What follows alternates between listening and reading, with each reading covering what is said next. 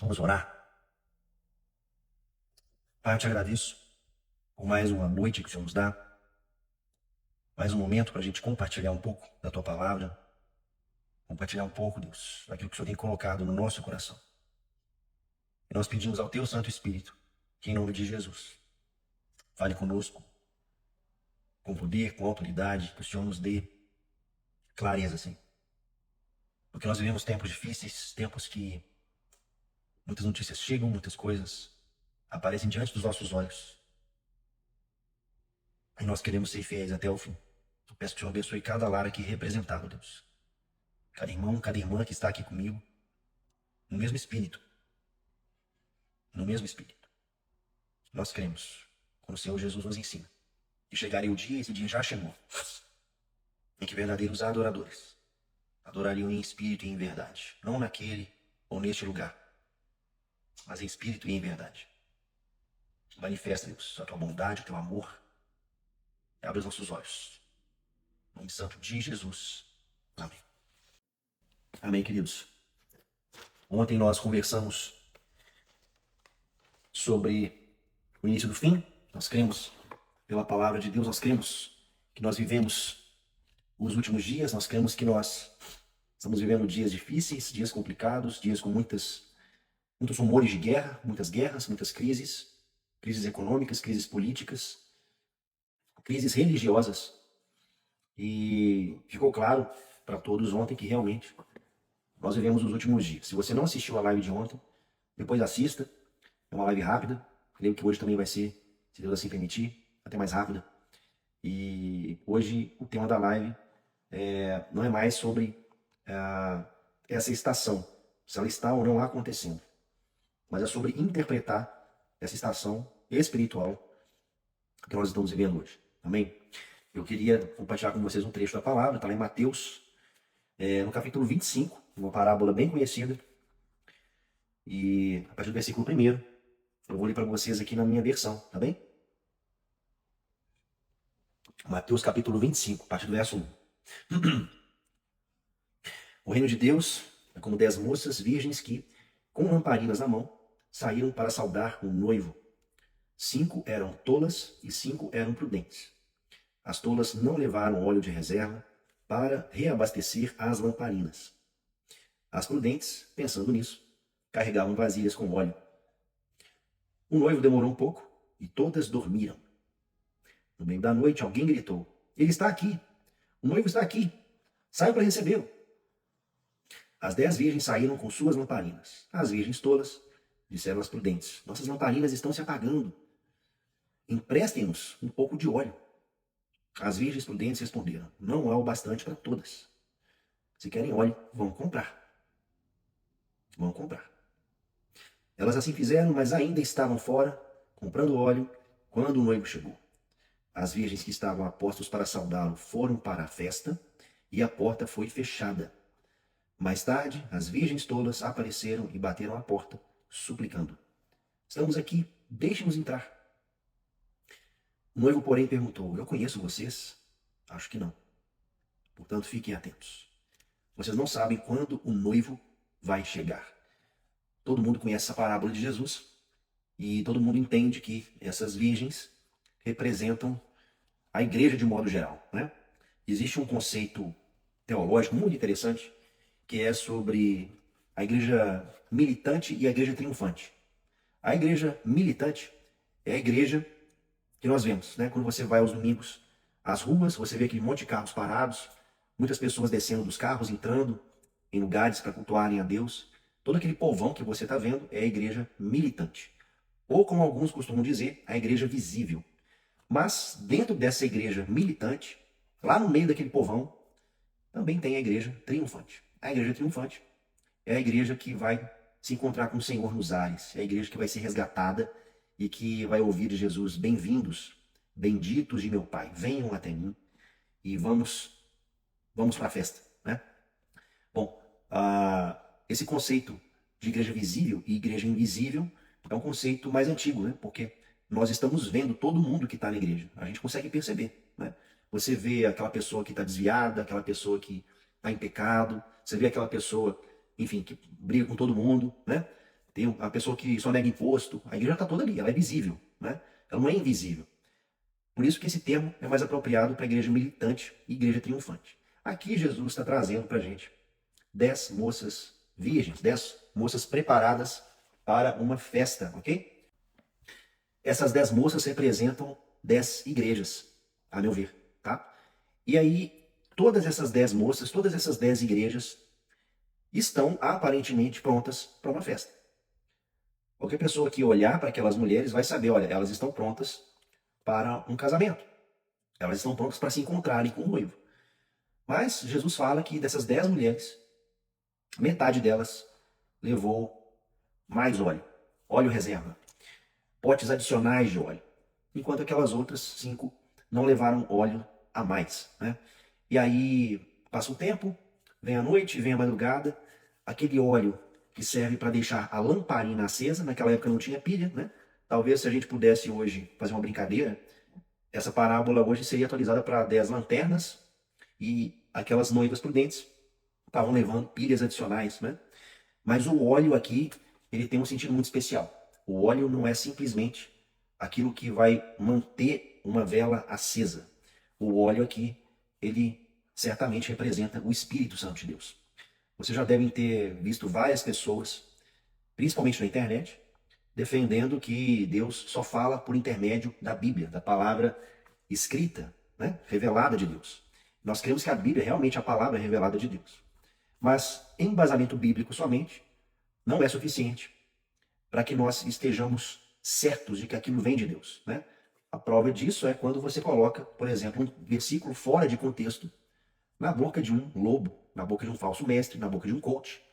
E aí o sujeito pega aquele versículo fora de contexto, ele torce um pouquinho as coisas e cria uma narrativa enorme baseada naquele versículo. Então, simplesmente contar que embasamento bíblico é o suficiente, a gente já sabe que não é, né? Porque muita gente usa embasamento bíblico para pregar mentiras, para pregar enganos. Então, entenda a importância de você ter embasamento bíblico e embasamento espiritual para tudo aquilo que você vier a cogitar, tudo aquilo que você vier a pensar, né? Então, a Bíblia não está descreditada absolutamente. A Bíblia é a nossa referência de fé e prática, mas sem o auxílio do Espírito Santo, nós não seremos capazes de interpretar a Bíblia e nem de colocarmos à prova, pela fé, aquilo que a Bíblia ensina. Porque se fosse simplesmente uma questão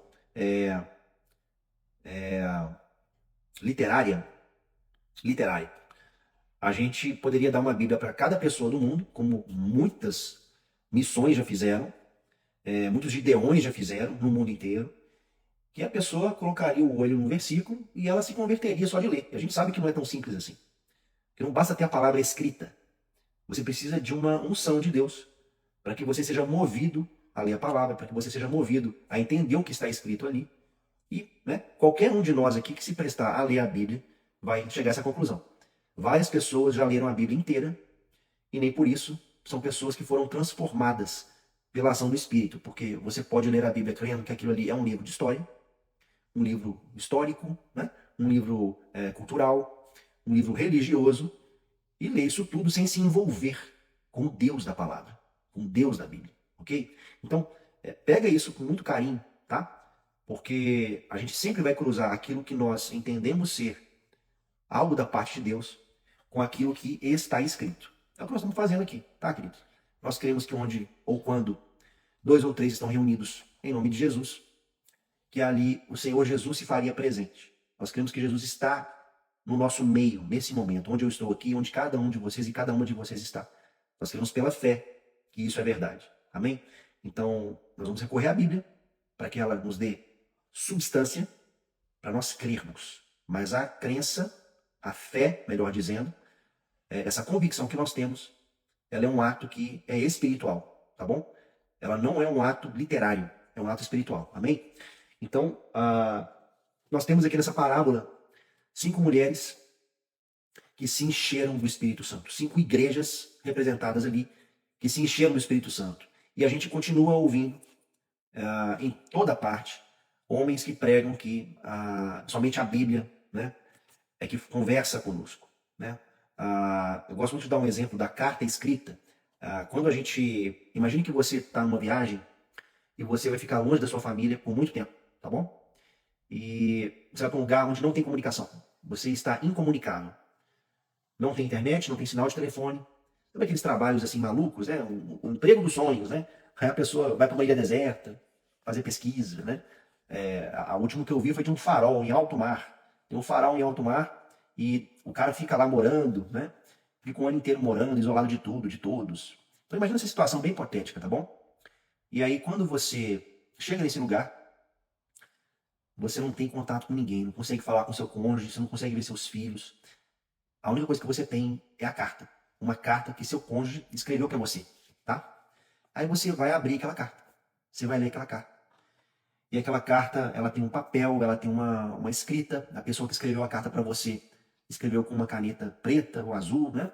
O papel é branco ou amarelo, não importa. O fato é que tudo que você tem de lembrança é aquela carta. Você não tem fotos, você não tem nada, não tem vídeos. Você só tem uma carta, tá bom? Com o passar do tempo, alguém pode se perder a ponto de confundir a carta com o autor da carta.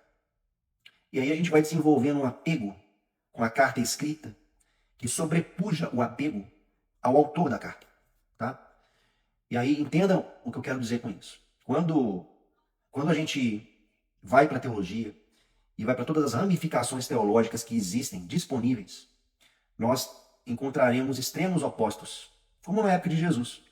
Você deve se lembrar que Jesus conversava com todos, aí tinha os saduceus, tinha os fariseus, tinha os escribas, tinham aqueles que não criam na ressurreição dos mortos, tinha os que criam, e todo mundo ali era judeu, né? Era um grande povo. Isso até hoje acontece, tem pessoas que não acreditam que o Espírito Santo continua falando com a gente. E ensinam isso em suas igrejas.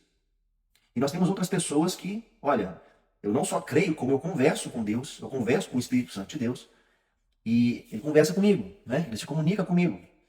Então, essa parábola das 10 virgens, ela é muito importante para o dia de hoje, para a interpretação da nossa estação. Porque as virgens que não tinham o óleo, as igrejas que não tinham o Espírito Santo com elas, elas não entraram na festa do noivo. Elas não entraram. E isso é uma coisa muito preocupante, isso é uma coisa muito séria, né?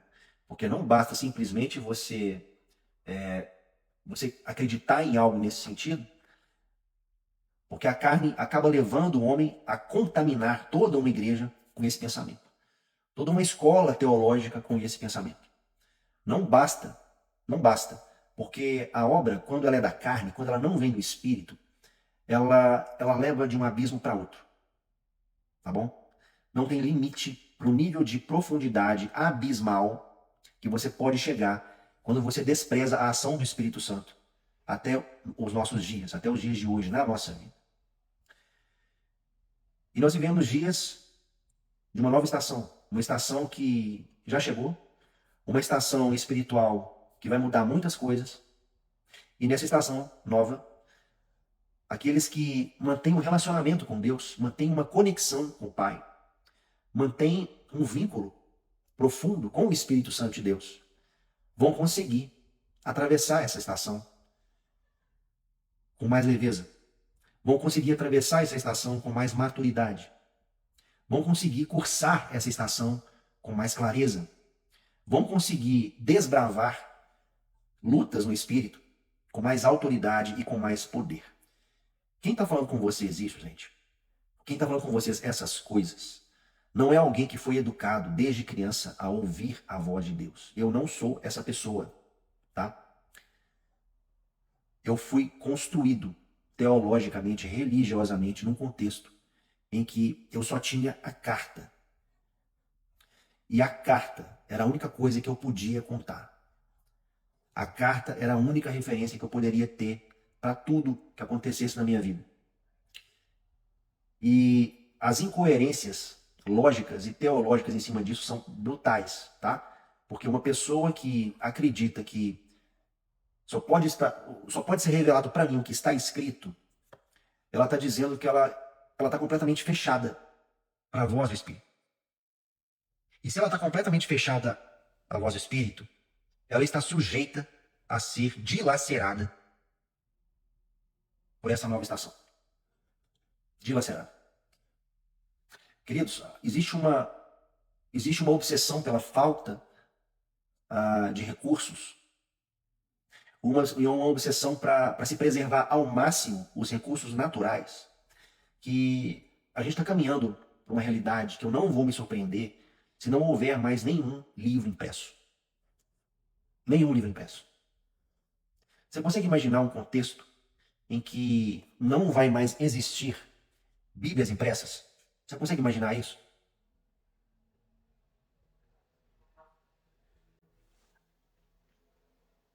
Consegue pensar num mundo em que tudo será digital, tudo será eletrônico e, portanto, sem lastro, sem rastreio, sem, sem um rigor de preservação? Vocês conseguem pensar nisso? Eu queria que vocês pensassem nisso por um tempo, tá? Você acha que isso é muito difícil de acontecer? Se você já estudou sobre a Revolução Cultural na China em 1959, você deve saber que a Revolução Comunista Chinesa começou com a total aniquilação de livros. Porque a ideia por trás do movimento, desse movimento, né, anticultura, chamam de movimento cultural, mas é na verdade um movimento anticultura. O que está por trás desse movimento é você resetar todas as suas, as suas origens, as suas histórias, as suas genealogias, tudo aquilo que pode ter ajudado a formar dentro de você um conceito de coisas quaisquer, para você começar do zero, uma sociedade do zero, que não tem religião, né? E a gente não está tão distante do século passado. O experimento, para muita gente, deu certo. Para as pessoas que pensam, ele deu muito errado, né? A China era um país lindo, um país muito rico, um país que tinha reinado, impérios, que passou por dinastias. Se você tem mais idade aí como eu, você já deve ter ouvido falar da porcelana chinesa, peças raras, pinturas lindas. Gente, a China, ela era tão avançada, que já há indícios históricos que as primeiras caravelas que cruzavam mares, elas começaram a ir para os oceanos ali, Oceano Índico, né? Aquele oceano ali próximo da China, por todas as direções, quase 200 anos antes das caravelas portuguesas de Colombo. 150 anos antes, 170 anos antes. Os chineses construíam já barcos enormes, tá? Então, obras de arte, enfim, isso tudo se perdeu. E isso não tem o quê? Não tem 70 anos, né? Não tem 70 anos. Então imagine um contexto em que você não vai ter mais acesso à palavra como nós conhecemos hoje, tá? Uma palavra que você possa abrir a hora que você quiser, com ou sem energia elétrica. Uma palavra que você pode tirar uma cópia, tá? Imagine esse contexto. É um contexto muito parecido com o contexto que os nossos irmãos do passado tinham. Quando a Bíblia ensina que a gente precisa ler os Salmos, né? E quando a Bíblia ensina sobre a vida de Davi, a gente lê lá no Salmo de Davi o seguinte, né? Bem-aventurado o homem que não anda segundo o conselho dos ímpios, não se detém no caminho dos pecadores, nem se assenta na roda dos escarnecedores. Antes o seu prazer está na lei do Senhor, na sua lei medita de dia e de noite. Davi escreveu que ele lia e que ele meditava, né? Na sua lei medita dia e noite. Só que Davi não tinha um papiro próprio dele, no Gênesis, de Números, de Deuteronômio. Davi não tinha uma cópia dele. Davi lembrava do texto e ele meditava naquele texto dia e noite. Ele o tempo inteiro pensava naquilo que a palavra ensinava, tá? Então hoje nós estamos melhores do que Davi, porque nós recebemos do Senhor Jesus uma nova aliança. E essa nova aliança, no sangue de Jesus, nos concedeu o Santo Espírito de Deus. Então, para você interpretar essa nova estação que já chegou, você não vai poder conseguir fazer nada sem a ajuda do Espírito Santo de Deus. Nada. Nada. Porque o nível de engano, o nível de domínio cultural que está sobre o nosso mundo, ele é tamanho que ele já entrou nas cabeças e em muitos corações de líderes religiosos. E isso é para se cumprir uma parábola que Jesus traz para a gente, de 10 virgens, representando 10 igrejas.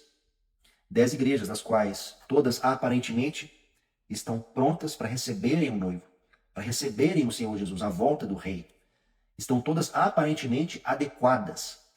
Todas estão aparentemente seguindo seus ritos, fazendo suas coisas. Mas a metade delas está fazendo isso sem o Espírito Santo.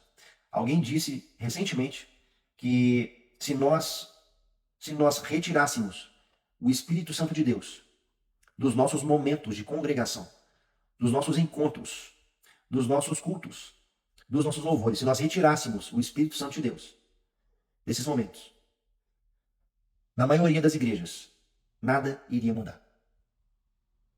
Nada iria mudar. As coisas aconteceriam do mesmo jeito. As pessoas chegariam no mesmo horário, as pessoas cantariam as mesmas coisas, as pessoas fariam, quem sabe, um prelúdio, né? Haveria ali uma liturgia, as citações bíblicas. Porque isso já acontece, queridos. Isso já acontece. Então, a gente está preocupado em falar de Jesus para aquela pessoa que não crê em Jesus, para aquela pessoa que é incrédula, que está perdida. Mas a gente devia se preocupar se a gente traz ou não essa pessoa para onde nós estamos congregando hoje. Porque o risco que essa pessoa corre de não se desenvolver é altíssimo. Altíssimo. É por isso que todo homem de Deus vai dizer para a pessoa o seguinte: olha, seja a igreja para essa pessoa. Tá? Recentemente, um dos jovens que estava no discipulado comigo, um adolescente, no discipulado online que nós temos, me puxou no privado: olha, estou com uma situação assim, uma pessoa próxima e tal, e eu quero, né, dar testemunho para ela. Como é que eu faço isso? Se eu vou ler a Bíblia com ela, eu vou falar para ir para a igreja, né? Então, um jovem crente, um jovem que entendeu a seriedade, que ia dar um testemunho da verdade, uma pessoa que está próxima dele. Eu falei: olha, você não vai forçar a barra chamando ela para ir para sua igreja. Você vai ser igreja para ela. Você é a igreja. A igreja está com você. Onde você pisa, a igreja viva de Jesus vai com você. Aonde você avança, a bandeira da igreja de Jesus vai com você. Não preocupe em chamar essa pessoa para ir para a igreja. Ela vai encontrar o que na igreja? Mais gente. E se essa pessoa tem um dissabor entrando na igreja? Se essa pessoa chega num dia que a palavra não é muito adequada para quem acabou de chegar. A pessoa chega num dia na igreja que é dia de votação, né? Não entende nada. O que está acontecendo aqui? Não, hoje não tem nada. Foi só uma votação. Você fala: cara, eles encontraram para quê? Vai votar em alguma coisa? Nunca mais volta, né? A igreja somos nós. Então nós levamos a igreja para as pessoas. Agora, como é que você leva a igreja para a pessoa? Vivendo igreja. As pessoas olham para você e falam assim: cara, tem alguma coisa diferente nele. Tem uma coisa diferente nela. Eu tô vendo, ela tá vindo até mim, ela tá conversando comigo, ela me olha nos olhos. E ela é tão agradável, né? Eu me lembro que eu era jovem e eu tava numa formatura essas festas de formatura, né? Baile de formatura. Estava a convite com alguns amigos. E a gente sempre, né, conversava com qualquer tipo de pessoa, né? Qualquer lugar que eu tava. Eu sempre fui assim. E eu me lembro que me servia uma taça de espumante. Eu tava tomando espumante na hora. E a gente estava conversando com um pessoal assim, tal. Tinha uma mãe do lado de uma moça que estava formando. E a gente começou a conversar com ela também, velho. Fazendo piada, uns com a cara dos outros. E a gente estava se divertindo de verdade ali, né? Tava muito legal. E ela virou pra gente e falou assim: vocês são cristãos, né? Aí eu olhei pra cara do amigo meu assim e falei assim: mas como é que a senhora sabe? Eu tô até com uma taça de espumante na mão, né? Como é que a senhora sabe que nós somos cristãos? E ela falou assim: olha, vocês estão num baile conversando com uma velha, estão se divertindo, vocês não estão enchendo a cara igual aquele pessoal ali, vocês são muito educados, vocês têm uma alegria, eu vejo um brilho nos olhos de vocês só podem ser evangélicos, tenho certeza. E eu olhei para ela assim e falei: caramba, que perspicácia, né? Tudo bem que a pessoa parecia trabalhar naquela área, não sei se ela era psicóloga, né? E ela interpretou a gente por quem nós éramos, por aquilo que estava acontecendo, né? E eu garanto para vocês, queridos, queridas, que o brilho nos meus olhos não era um brilho do João. O amor na fala não era o amor do João. Né? O gesto, a conversa, essa coisa que aproxima, essa coisa que encanta, não era do João. Era do fogo que eu carrego dentro de mim. Eu não abri a Bíblia para aquela senhora e comecei a recitar para ela versículos de Romanos. Mas ela via em mim, e ela falou, com a boca dela, ela falou: você só pode ser evangélico. Você só pode ser cristão, porque isso não é normal. E a gente agora está numa nova estação. E essa estação só sobrevive quem tiver com óleo. Quem tiver com óleo. Uma coisa que eu gosto muito é dos testemunhos de pessoas que já vieram do lado de lá, tá? Eu já gastei muito tempo na minha juventude pesquisando sobre coisas que não são muito convencionais, né? Coisas do ocultismo. E eu sempre me interesso pelo testemunho de alguém que se converte, né, do satanismo para o cristianismo. Eu acho muito legal isso, tá? Como que Deus levanta de repente as pessoas mais improváveis que você possa imaginar. E alguns anos atrás, um homem, um líder do satanismo na África do Sul se converteu. E ele começou a dar o testemunho dele, né? Eu já escutei algumas entrevistas que ele deu. Ele é um cara culto, é um cara muito respeitoso, muito cuidadoso ao falar, porque a história de conversão dele é muito linda, né? Ele foi chamado para fazer um ritual satânico num lugar muito escuro, um lugar que era profundo, uma construção profunda. Ele tinha que entrar num lugar mesmo assim, uma espécie de calabouço, né? E precisava estar absolutamente umbreu para ele fazer aquele ritual. Ele havia sido escolhido pela turma para fazer esse ritual, pela experiência dele. E ao começar a fazer o ritual, né, um clarão enorme apareceu atrás dele. Né, ele ficou muito impressionado. Não tinha nem energia elétrica onde ele estava. Ele virou de costas e viu um homem em pé. Né, e era Jesus. Então foi desse jeito que o cara converteu. Né, tipo Saulo. Né, uma conversão impressionante. Então ele dá o testemunho dele para igrejas, mas não para impressionar as igrejas. O foco dele não é esse. É um cara muito crente. Né? E nessas entrevistas as pessoas perguntam, né? Ah, mas como que era isso? Como que era aquilo? E em meio àquelas histórias fantásticas, eu ficava esperando assim, o que ele vai falar para a gente, né, fortalecer nossas convicções. E ele sempre dava uma palavra muito óbvia, né? Por exemplo, olha, a gente uma vez tentou fazer um trabalho contra uma igreja e o trabalho não foi para frente. Não era nem por causa dessa igreja, mas porque tinha uma outra igreja que estava orando por aquela igreja. Não teve jeito. A coisa não vingou. E aí a gente vai percebendo, né, que aquilo que para nós pode ser uma coisa automática, uma coisa quase que ritualística, na verdade não é. Na verdade é assim, é uma baita blindagem que nós fazemos sobre nós mesmos, sobre nossas mulheres, nossos filhos, nossas filhas, e que inibem trabalhos do inimigo contra a gente. Né? E não pela pelo impressionismo do testemunho, não é por isso, tá? Mas é pela simplicidade de resposta, porque tudo que esse homem dá de resposta para ferramentas, soluções, é tudo que um crente decente já faz. Não tem nada de novo. Você não tem que entrar num rio 7 vezes, você não tem que subir uma montanha, você não tem que fazer um voto diferente, você não tem que usar um anel no dedo, uma coisa de clã, né? Você não tem que ter uma tradução específica da Bíblia para ler, tá? Você não tem que fazer parte de um networking especial, de um mindset, nada disso. Nada disso. É só você ter comunhão com Deus e querer conversar com Deus. Entender o que Deus quer para você. Entender o que Deus quer para o seu casamento, para a sua família. O que Deus almeja para vocês. E aí, queridos, presta atenção. Quem não tem o Espírito, quem não está sensível à voz do Espírito, está sujeito a se perder por duas coisas. A primeira coisa é pela ignorância. pela ignorância.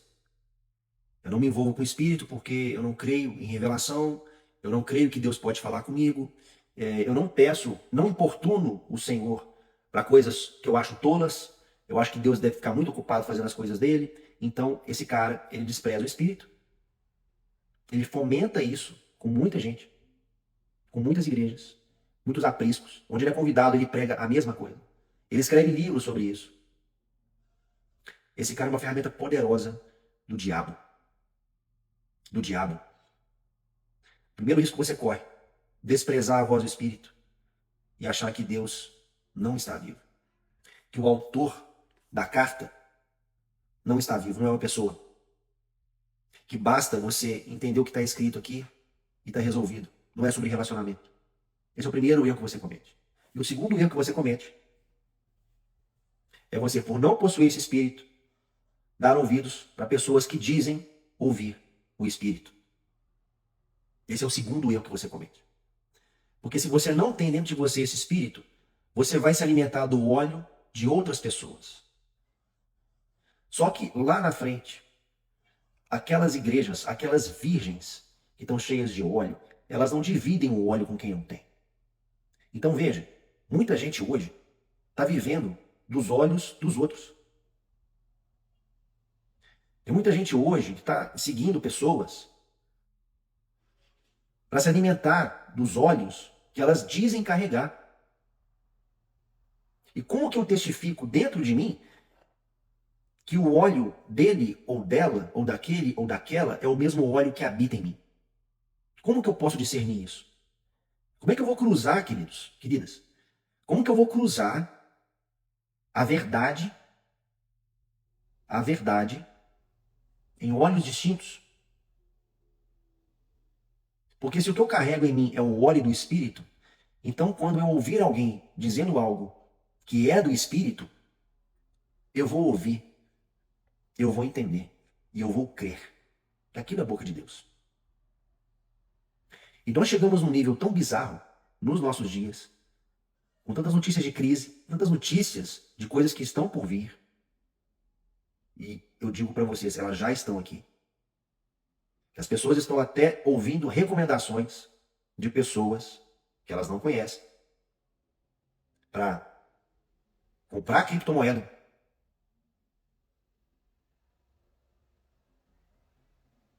Para estocar a comida.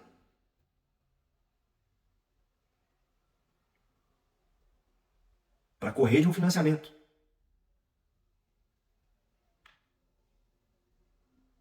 E aí dá um nó, né? Porque, peraí. O que eu leio na Bíblia? Eu vou trazer a Bíblia agora, hein? O que eu leio na palavra para me preparar financeiramente? O que eu leio na palavra, queridos? O que eu leio na palavra? A única coisa que eu tenho na palavra, que eu me lembro, é um relato de Paulo em uma das suas cartas, que ele fala assim, olha, a oferta que vocês levantaram para mim por um tempão foi uma bênção. Uma igreja que se dispôs a juntar dinheiro para financiar uma missão. Para financiar um apóstolo Paulo, para fundar mais igrejas, para falar de Jesus para mais pessoas. Isso eu leio na palavra. Queridos, as 10 virgens estavam aparentemente prontas. Você olhava para a virgem, não tinha nada faltando. Mas a coisa mais importante, o que define a entrada da igreja no reino, das igrejas, das congregações, dos grupos, o que define essa entrada, o ticket, é o óleo. É o óleo. Então presta atenção. Você que congrega em algum lugar, você que frequenta algum lugar em que é vendido que não existe Espírito Santo mais, você, em nome de Jesus, saia desse lugar e não volte lá mais. Saia dessa igreja e nunca mais volta para essa igreja. Essa igreja está conduzindo você e a sua família inteira para o inferno. E por outro lado, se você está se alimentando dos olhos dos outros e você é oco, é oca, você está vazio, você não tem nada. Você não tem nada, você tem uma crença. E você fica alimentando do óleo dos outros para tirar proveito próprio do que está por vir e já chegou.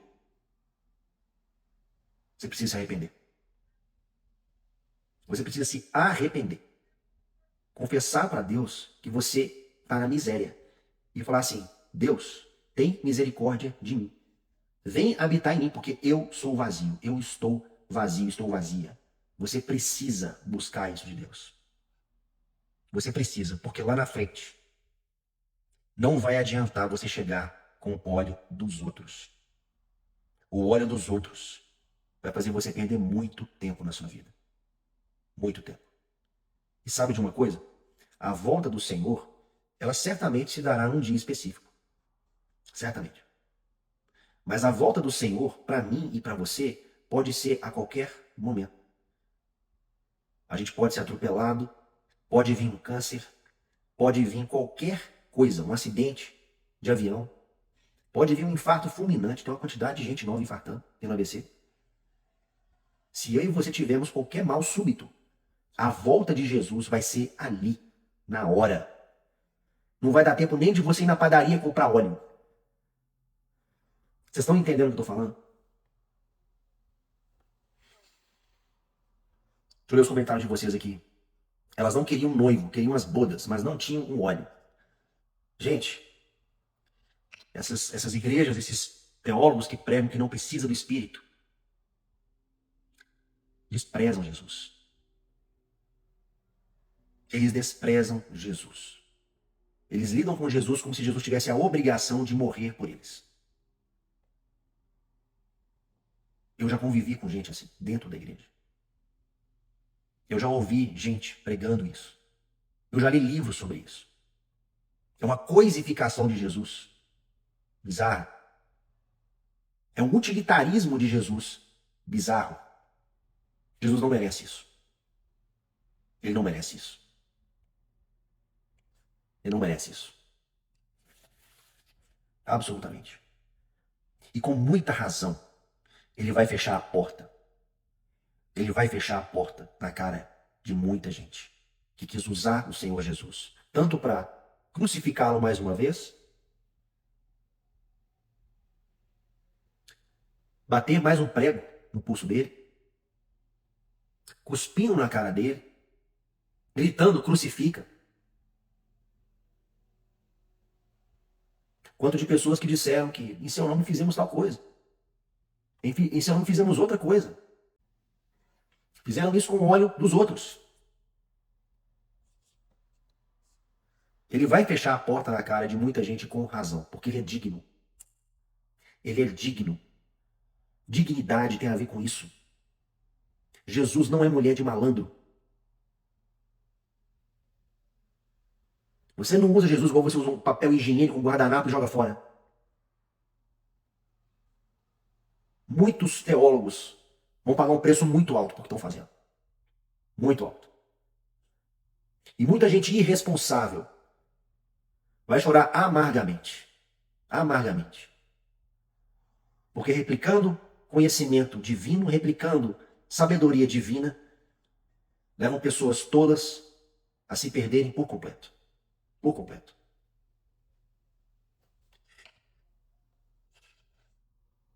É tempo de despertar e viver uma vida de integridade diante de Deus. Amém. Não há mais espaço para brincarmos de sermos cristãos. Acabou, Sara.